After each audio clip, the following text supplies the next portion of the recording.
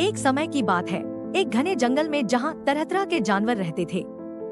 ये जानवर आपस में बहुत अच्छे मित्र थे।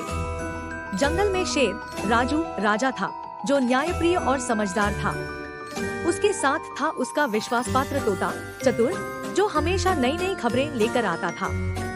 एक दिन चतुर ने आकर बताया कि जंगल के किनारे एक रहस्यमय पर्वत दिखाई दिया है, जिसके ऊपर एक चमकदार रोशनी हर रात नजर आती है।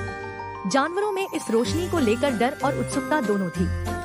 कोई समझ नहीं पा रहा था कि यह रोशनी किसकी है और क्यों है। कुछ जानवरों का मानना था कि यह रोशनी किसी जादुई शक्ति का संकेत है। बंदर बंटी ने तो यह भी कह दिया, हो सकता है कोई राक्षस हो।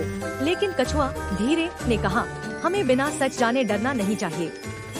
चलो इस बात की जांच करते हैं। शेर राजू ने सब जानवरों को बुलाया और कहा, हमें एक टोली बनानी होगी जो इस पर्वत पर जाकर सच्चाई का पता लगाए।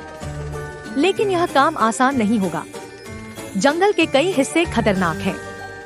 अगले दिन सुबह सुबह टोली पर्वत की ओर निकल पड़ी। रास्ते में उन्हें कई बाधाओं का सामना करना पड़ा। पहली बाधा गहरी नदी। नदी को पार करना मुश्किल था। मोटू ने अपनी सूंड से सबको एक एक करके नदी पार कराई। दूसरी बाधा डरावनी गुफा। रास्ते में एक गुफा थी जिससे अजीब आवाजें आ रही थी।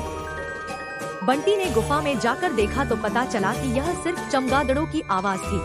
आखिरकार टोली पर्वत के पास पहुंची।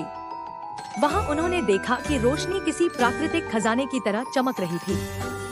यह कोई जादुई शक्ति नहीं, बल्कि खास पत्थर थे जो रात को चांद की रोशनी में चमकते थे। राजू ने सब जानवरों को इकट्ठा करके कहा, डर केवल अनजान चीजों का होता है।